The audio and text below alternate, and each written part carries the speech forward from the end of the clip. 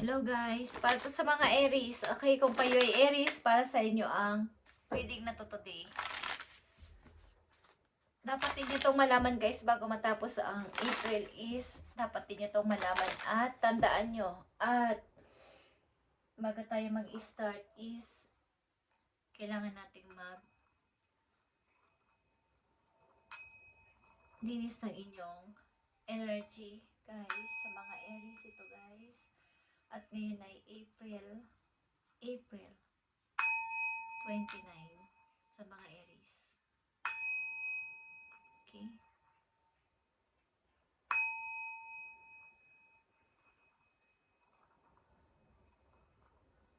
Para to sa mga Aries.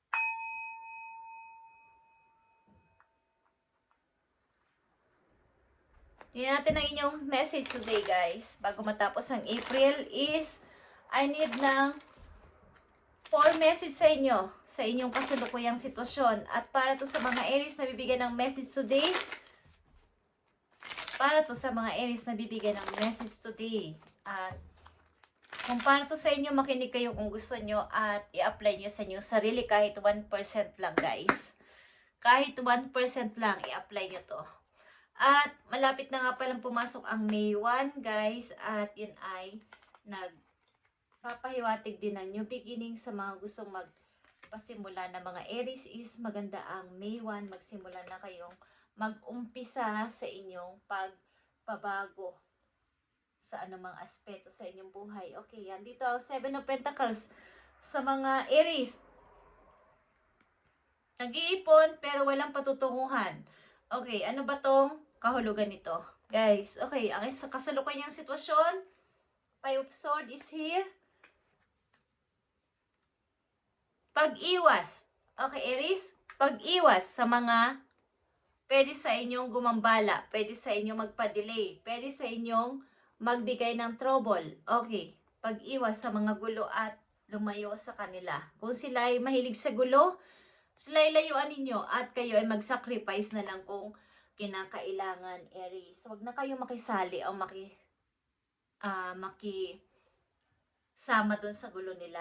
Bayaan nyo sila. Kung sila yun ang gusto nila, yun ang dun sila masaya, bayaan nyo na lang. Kung anong matira sa inyo at yun ang inyong nakuha, ano man yan is, pabayaan nyo sila.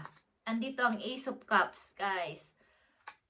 Kayo ay nasa mabuting kalagayan about sa sitwasyon ng pag-ibig or sa mga kakilala sa paligid. Maayos ang inyong mga nakilalang tao sa inyong sitwasyon ngayon o sa inyong kasalukuyan. At nandito ang Hangman. In reverse, ibig sabihin nito, meron na kayong mga nasimulan at meron na kayong mga napagdesisyonan sa buhay kahit natutol ang napakadaming tao sa inyo. Kahit na ayaw nilang andyan kayo sa pwesto ninyo, kahit ayaw nilang kayo ay nasa taas, kahit ayaw nila na kayo ay nagiging matagumpay sa buhay, kayo ay nagpapatuloy at alam nyo ang mga taong nagsusupport sa inyo, alam nyo ang mga taong nagtataliwas sa inyong mga gusto. Okay, sa mga Aries. At nandito ang 7 of Swords. Kunin ninyo ang alam ninyong para sa inyo. Huwag na kayong magtira. Okay? Kung alam ninyo ito ay inyong sariling ipon, sarili ninyo itong gamit, sarili ninyo itong tao, ito yung inyong na-collection, ito yung inyong gusto, ito yung inyong talagang mga na-achieve sa buhay, why not na hindi nyo to kunin? At ikat ang mga taong pwede sa inyo gumawa ng kahit anong masama. Okay guys? Ikat, putulin ang mga taong pwedeng magbigay sa inyo ng, kumbaga, problema sa buhay. Okay, Aries? Pabayaan nyo silang mawala sa buhay ninyo sapagkat sila yung mga nagdudulot sa inyo ng trouble. Aries. May mga room kayong maaari may mga problema kayong mga minor lang sa inyong mga kamag-anak, guys. At huwag nyo itong pabayaan na kayo ay magkaroon dito ng involved. Kumbaga ay pabayaan nyo sila. Yun ang gusto nila. So, ibigay nyo sa kanila kung anong gusto nila at ibabalik naman sa inyo ng kadhana ang para sa inyo. Okay? Tingnan natin to guys. Aries, bago magtapos ang April, ito ang inyong message sa dapat ninyong malaman. Tingnan natin ang inyong mga message pa. I need 3 messages dito na mahalaga ayon dito sa sitwasyon ninyo. Sa una, tingnan natin to Aries. So, may mga paparating sa inyo magaganda mga opportunity. Ace of Pentacles is here.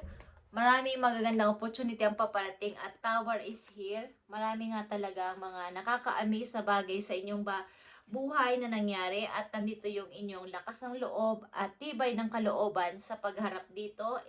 Queen of Wands is here. Nandito yung inyong strong personality na kakayanin ko to kahit ano pa ang mangyari. At about sa pag-ibig nyo, kayo ay maaaring okay naman. Kaya talagang napakaganda ng mga nangyayari sa inyong buhay. Maaaring may magpo-propose sa inyo o may magle-level up ng inyong commit sa tao na to.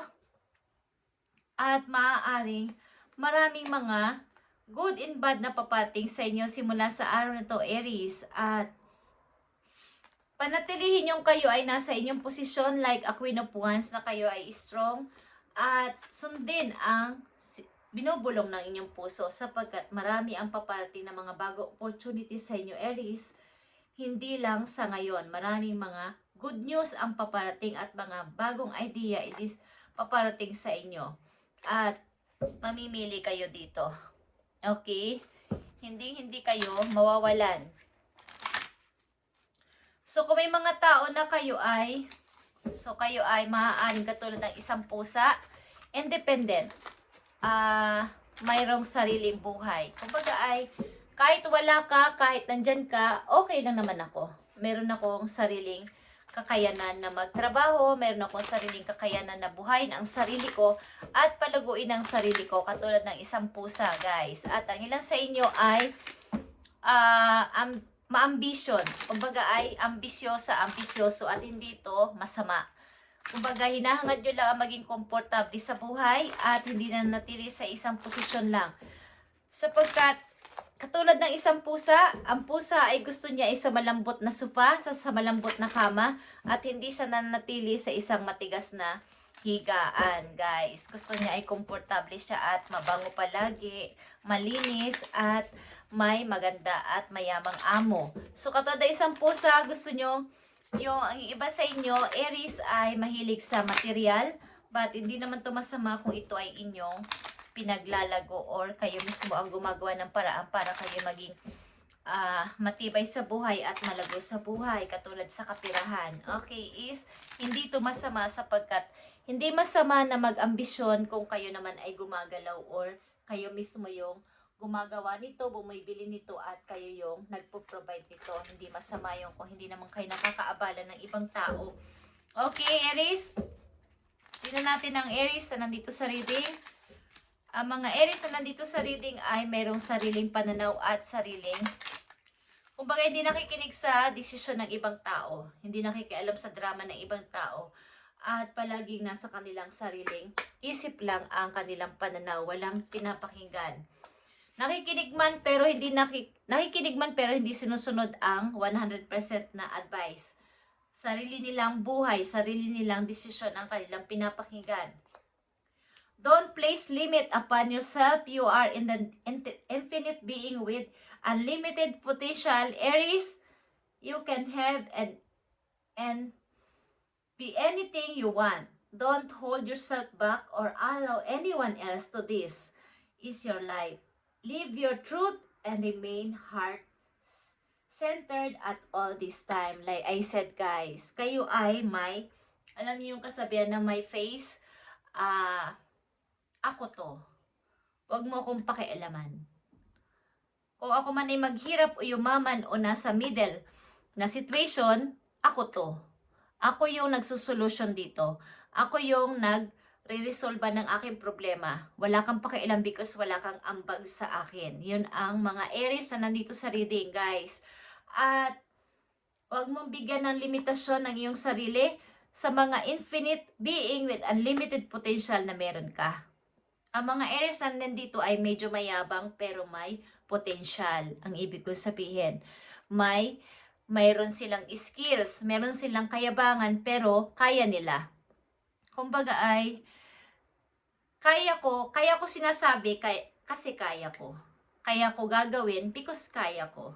Okay? Sila ay confident. Meron silang kakayanan. Kaya sila mayabang. Okay? Sa mga Aries na nandito, is gawin nyo ang gusto ninyo. Huwag kayong papigil.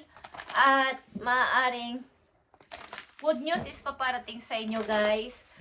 At putulin nyo ang mga taong nagpapadelay ng inyong pag-grow sa buhay. Putulin nyo sa inyong sarili or ikat ninyo sila sa inyong buhay, guys. Sapagkat dinidelay nila ang inyong pagiging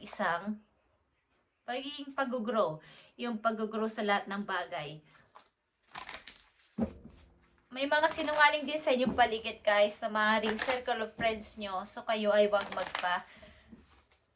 masyadong magtiwala, lalo sa mga group chat, guys. Okay? Aries, isang mahalagang message po you.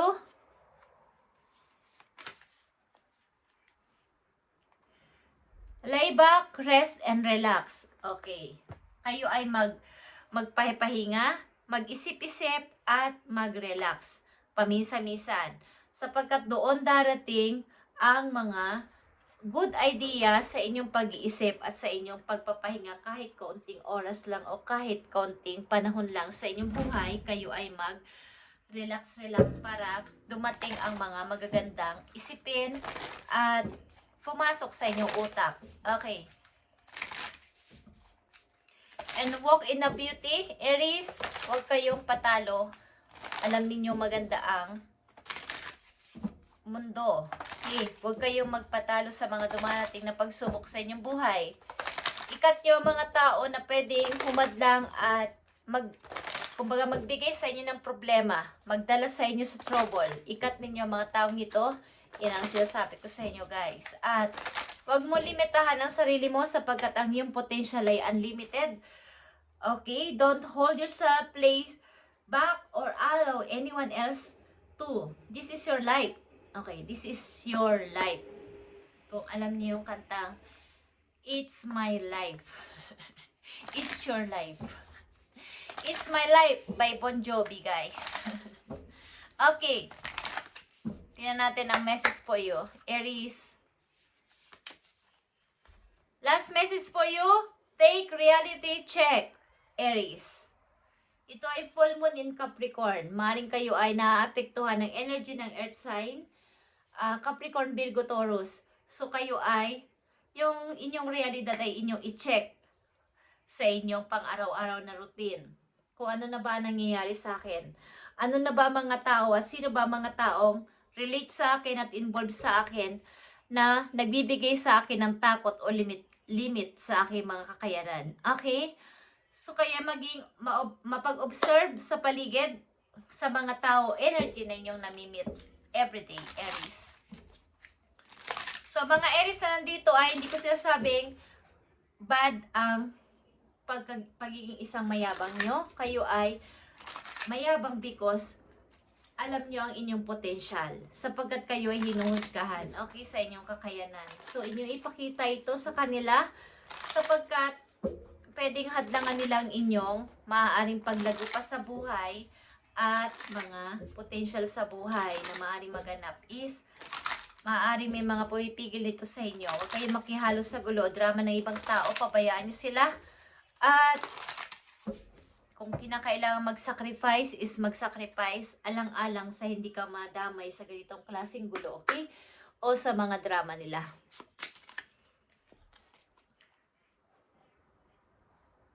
There is love here. Okay. So, sa inyong kinaroroon ng bansa, lugar man yan o sa inyong mismong lugar o kahit saan lugar yan is ang pag-ibig ay nandyan lang sa tabi-tabi nyo, Aries. So, wag na kayong lumayo-layo. Nasa tabi nyo lang ang inyong love life. Okay, ang inyong pag-ibig ay nasa tabi-tabi lang. Yun ang sabi niya yung spirit guides. Okay? The work you put on is paying off. Okay, kung anong inyong ginagawa ngayon at anong inyong pinagsisikapan sa buhay, ito ay inyong makakamit at magkakaroon kayo ng Kumbaga ito yung deserve mo na matanggap na bayad or promotion or what is deserve mo to, Aries, sapagkat ito ay iyong pinagpaguran at dito ka, kumbaga naglalaan ka ng effort at ng panahon dito, ng energy mo. So ikaw ay, kumbaga sa isang tao is dedicated or loyal dito sa work na to. So ito ay may matatanggap kang reward, maybe sa iyong trabaho o sa inyong boss. Okay, may mga good news din na papating sa inyo, Aries. Thank you, Aries, and God bless sa inyong lahat, guys. Ito ay inyong tandaan. Kumuha kayo dito ng advice kahit na 1% lang is pwede naman. Sapagkat lahat ng sinasabi ko dito is hindi ako nagsisinungaling. Okay, guys? At maaaring hindi man sa araw na to, bukas o sa mga lawa o sa isang linggo o sa isang buwan is mangyayari to sa inyo. Maniwala kayo. Promise. Thank you, guys, and God bless.